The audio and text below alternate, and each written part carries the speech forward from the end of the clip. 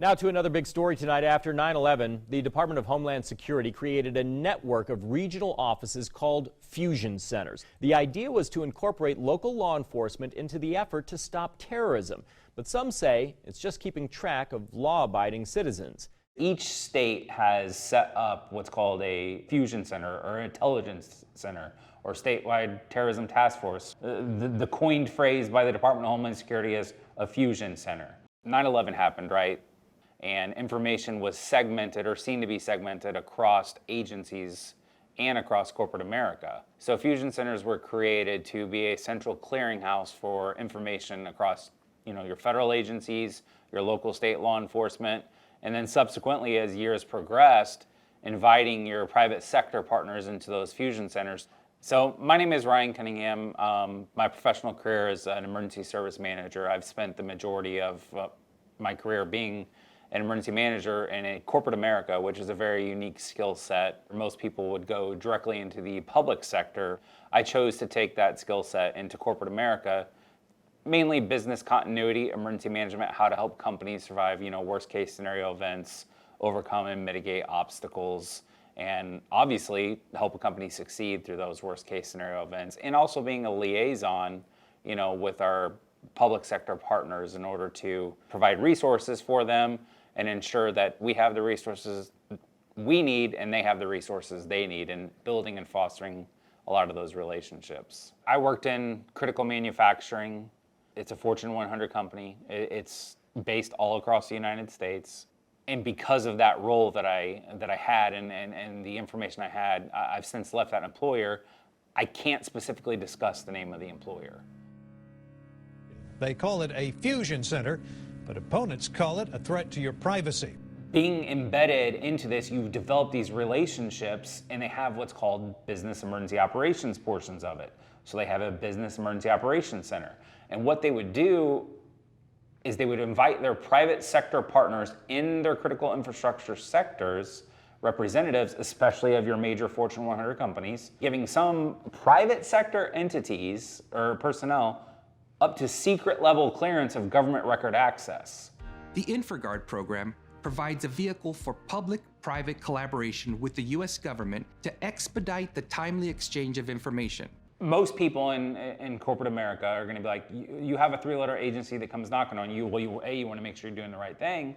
They come knock and say, hey, we want you to join, InfraGard, be a part of it. We think it'd be a good membership. You get in, you go to these meetings, the FBI starts sharing intelligence and resources and making you feel a part of the team. InfraGard has chapters across the United States with tens of thousands of members, each dedicated to contributing industry-specific insight and advancing national security. They're offering to bring you into the fold, what the critical threats are right now, what you could find that could be a threat to your company and how to mitigate it. We'll give you resources on how to overcome maybe cyber attacks or how to overcome industrial espionage, and they really lure you in. That level of trust and mutual respect, that brings you into the fold.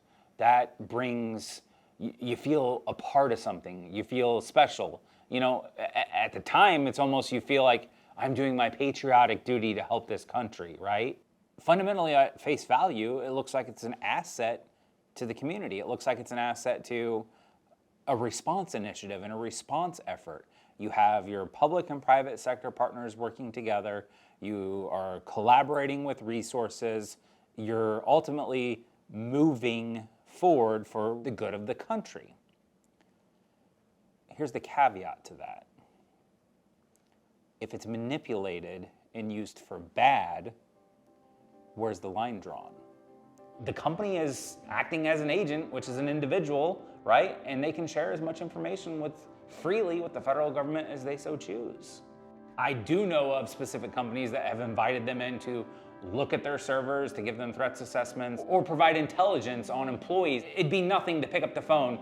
Hey, I may be looking into John Doe. What do you guys know about him from his employer, right? You're having these off-the-record, unofficial conversations in which they can gather intelligence that they would normally have to either maybe get a warrant or a subpoena for.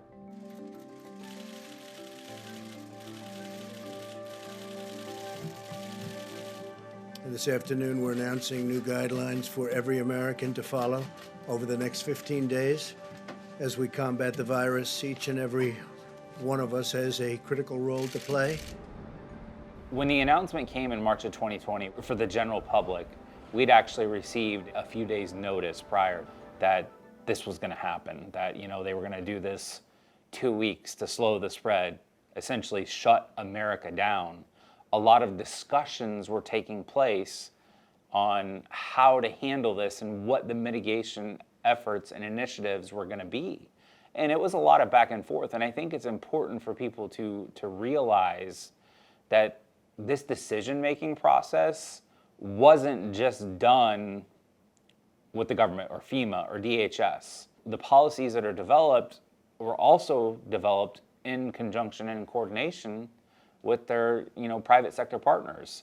So all these edicts of social distancing, of masking, these are dialogues that are occurring with public sector partners, with private entity relationships. Well, what does that ultimately result in? It results in people in my position and other Fortune 100 companies, they're going to willingly implement them within their own corporations, their own entities, when maybe there really wasn't the force of law or administrative agency behind it to actually have to do it. I was very integral in helping develop the policies of what does social distancing look like? How are we going to keep the people socially distanced? What are these quarantine policies going to look like? How are we going to keep them away from each other whenever they get it? And I was very involved in those discussions and processes, shamefully as we know today, but I did. I was 100% in support of it, and I was a part of it, up to and including, yes, these critical infrastructures should stay open, and no, these non-criticals shouldn't. I bought the narrative. I bought the propaganda machine that was being put out and implemented it and went full bore with it and contributed to the discussion. So the Department of Public Health lacks jurisdiction for enforcement action. They knew that. So they were very careful to make it feel like it was a law, to make it feel like there was consequences to when you didn't do it, when actually it was a ruse and there was no actually enforcement arm. And it was all done under the premise of guidance or regulatory administrative agency code changes that frankly were not able to be enforced by the rule of law. These unelected what I call fourth branches of government, DHS, IEMA, IDPH, things like that, they would change their regulatory guidance. Right before it would get challenged in court, they would change it again. Why? Because they never wanted an injunctive ruling against them, either way, so the court would call it moot. And now you have got compliance without rule of law, without an actual edict that says you have to do this. Ultimately, everyone starts doing the same thing. That's why everything looks so universal at that time, right? Well before the public got to go out, it was these essential sectors that were already back at work, working the entire time. That's where this process of how the general public is going to be held to account really is put in play. Because if you think about the 2 weeks to slow the spread, critical manufacturing, critical infrastructure didn't stop going to work, right? So a lot of these things were implemented and tested within the corporate environment well before it was pushed out to the masses. As new highly transmissible variants of the novel coronavirus continue to appear, health experts are recommending Americans wear 2 masks instead of just 1. This is a physical covering to prevent droplets and virus to get in. So if you have a physical covering with 1 layer, you put another layer on, it just makes common sense. As time started to go on, I really started to have this internal struggle with myself. And I'm like, this is not right, Ryan. This isn't what we should be doing. But I also knew the consequences of someone like myself speaking up and speaking out, going against the grain. That could be career ending. That could be the consequences there, just like it was for many people.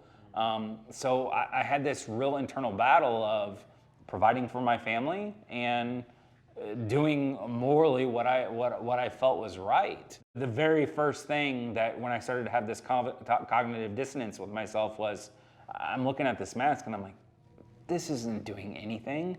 This isn't helping. I have a medical practitioner's license pre-hospital. Why am I still doing this? And what I find funny, and not to circle back, but we actually put out the recommendation initially, even at the guidance of the fusion centers, masks are ineffective. They shouldn't be used. They're not effective. Wow. And that was some of the initial guidance. But guess what? It changed. The narrative changed. It pushed from DHS down into the fusion centers. Now masking is required. And anytime I brought up to talk about, this might not be appropriate anymore, I was immediately struck back with, no, this is what we have to do. And I found no allies early on of that belief. So I continue to just push forward because, you're a one-man band and to have that cognitive dissonance, it's difficult to go against the grain that early on. The vaccine will be rolled out in 4 phases. Phase 1, first responders, healthcare workers, police officers, and EMTs. So as most people know, the vaccination was a staged rollout. The initial people that were allowed to get the vaccination were emergency responders, critical infrastructure people, things like that. So I got the vaccination very early on. I was like, okay, if this is what we have to do for everyone to get back to normal, it's the vaccination. And that was the narrative being pushed from within these organizations. After I got the second dose, I went immediately downhill. I got immediately sick, and 2 days later, while at work, I just collapsed into a tachycardic incident, had to be transported to the hospital. I was actually standing in what was my supervisor's office at the time, collapsed on a couch. I felt the walls closing in on me, and I actually was saying my last prayers. I thought I was done. No one wanted to talk about it. Everyone's like, oh, it's okay. It's got to be something else. And I'm like, this is not okay. Someone doesn't have their heart rate randomly jump up to 180 beats per minute while sitting still. I mean, I've got the data on my Apple Watch Health app where you see the spikes of my heart rate randomly from a sedentary state sitting at a resting heart rate from 60 to 80 beats a minute up to 180 beats a minute. That's not common, and this continued to increase over time. You trust us. You trust us.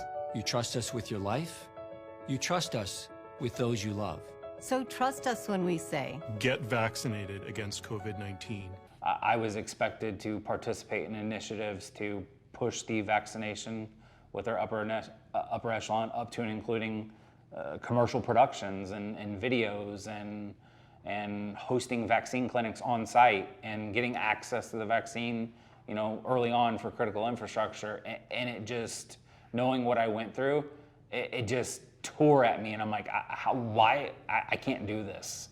I cannot, in good faith, continue to go down this road. That led me to ultimately make a change. And I'm like, I can't stand for this anymore. I can't be a part of this network of infrastructure anymore. I can't be associated with, these initiatives through DHS or fusion centers or even my role as an emergency manager. And ultimately, it's what caused me to leave my position in a Fortune 100 company, a lucrative position, and walk away from it all to help others, to stop this from happening to other people. Millions of Americans are facing deadlines as vaccine mandates take effect. As of today, about 67% of adults in this country are fully vaccinated. A mandate is not a law. And people started using the word mandate synonymous with an enforceable regulation. And it's absolutely not. But the narrative was positioned so strongly that most people acquiesced and completely disregarded the fact that they didn't have to do it. And even to this day, you'll have people, well, we were mandated to do it. The word sounds so strong and it sounds so deep that you feel that as though it's equivalent to the rule of law, but it's absolutely not the same. In creating OSHA, Congress affirmed the right of every working man and woman to safe and healthful working conditions. Would you sell me your legs for $10,000? comes down to that. Which is more important, money or your health? So what most people don't understand is when the vaccination first came out, OSHA put out a non-binding regulation that said, if you force this vaccination on your employees, you as the employer are 100% responsible for any adverse events and their health care subsequent to therefrom, if the employer mandates it. Then we had the change of administrations, and the mandate now became an administrative regulation. And that regulation said, if you had more than 100 employees, or you had federal government contracts, that you were responsible for having your employees vaccinated as an OSHA regulation. President Biden's now pressuring private companies too, directing the Labor Department to require businesses with 100 or more employees ensure their workers are fully vaccinated or provide a negative test each week. A move the White House estimates will impact 80 million Americans. Companies that do not comply could face fines. The White House anticipating lawsuits. We're going to protect vaccinated workers from unvaccinated coworkers. And they put that regulation so far out, the date of compliance, but they made the narrative that you got to get it done now. There was a forward-looking date when the mandate went into effect. They started pushing this narrative that we're going to give you $10,000 fines a day per employee.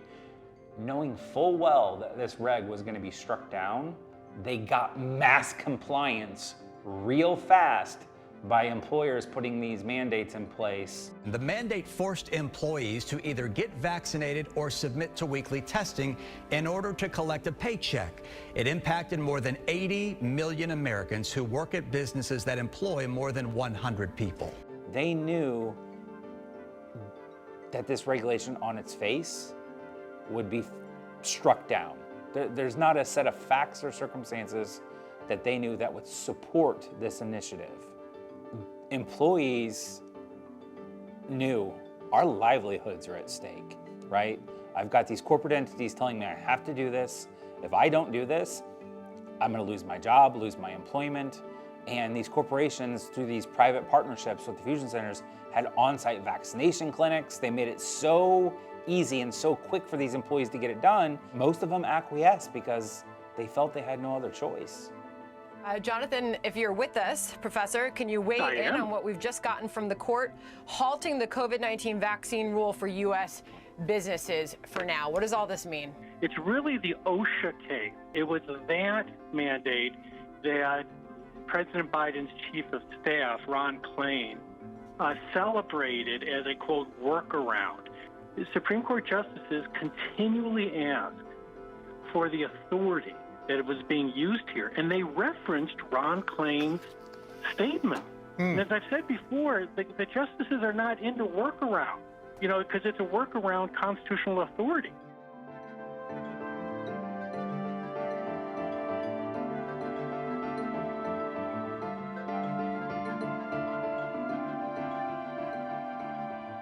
Illinois Governor J.B. Pritzker made a big move, announcing a new statewide mask mandate for all Illinois public and private schools. Even daycare centers are included.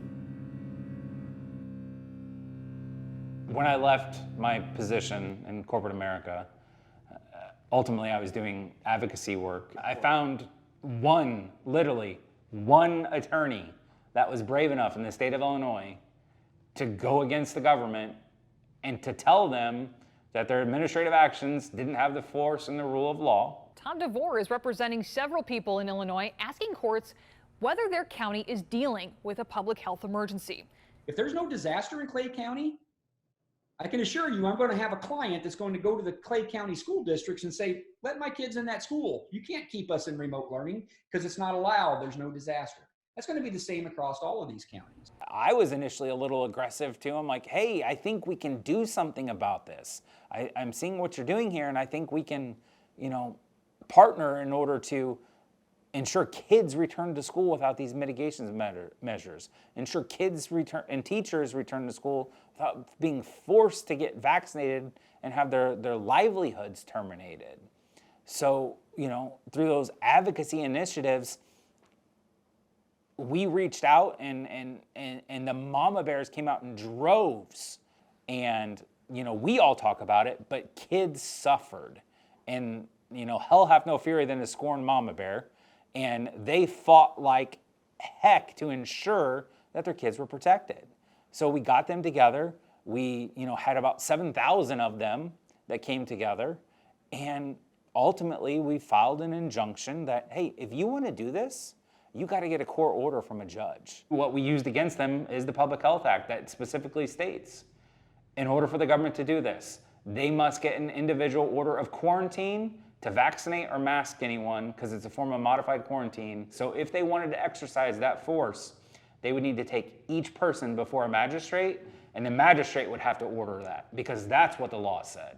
This acquiescing that everyone has to do it because an administrative agency says so isn't true. And in fact, that law is on almost every single state's books. And they would have had to go through that effort for all 7,000 people individually, and the burden of proof to make someone do that is extreme.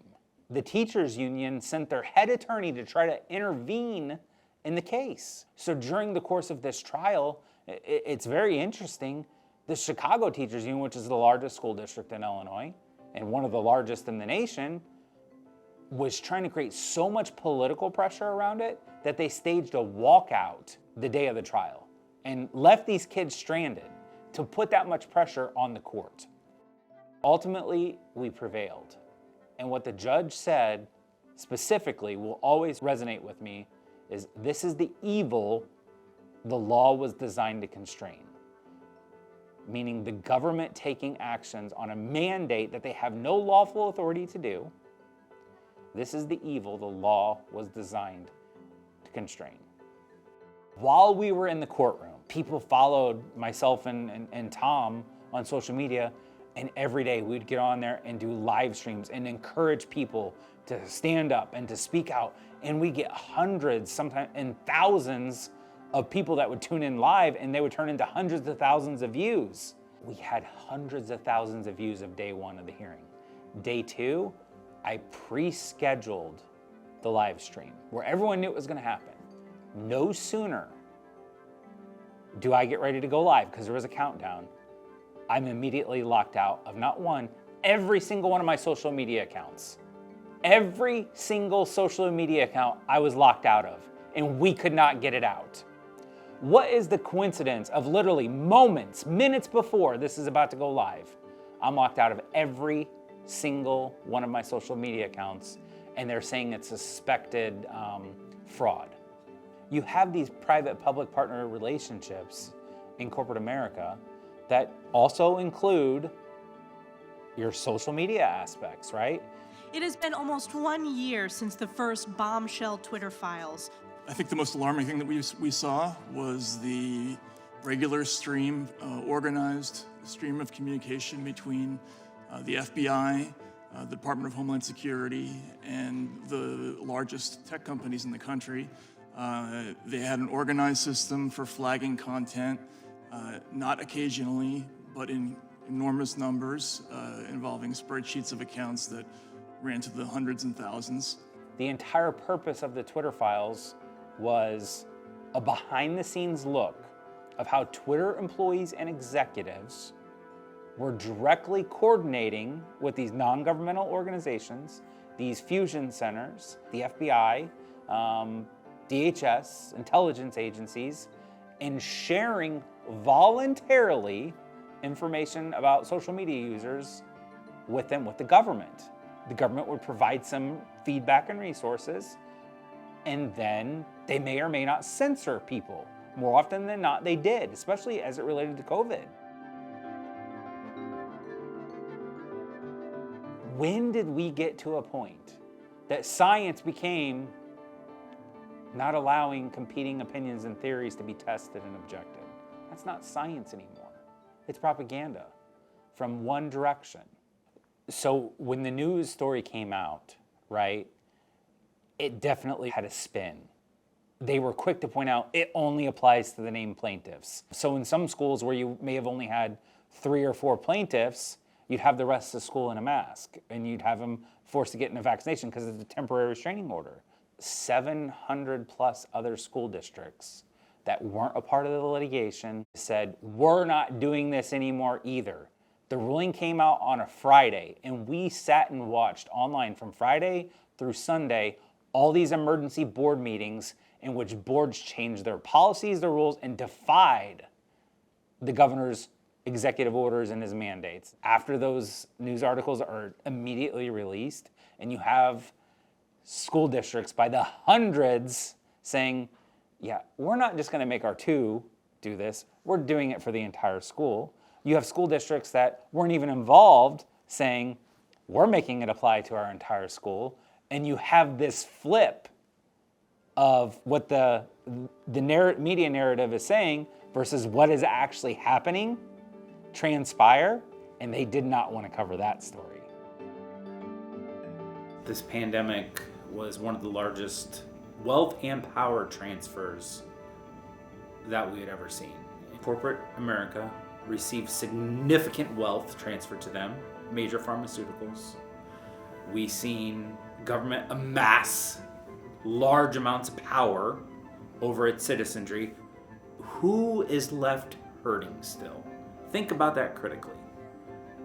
Where we started and where we are today, where is the average American citizen left standing? They're left with less wealth, less money, forced into compliance or else, and you have corporate America that has grown in massive wealth, specifically big pharma, massive profits. So after every major incident in the fusion center emergency management world, you sum it up, and even in the military they do this, is something called an after action review. So I would challenge, the general public to perform their own self-assessment, their own after action review, and look at how it affected you personally, your family, how, the narrative has changed and civil liberties were violated. And you should never violate the Constitution in the name of safety. So anytime someone says we're doing this to keep you safe, that should be a warning and a flag for you to think critically and to understand that there may be some unintended or intended results or consequences that the government is trying to get out of this.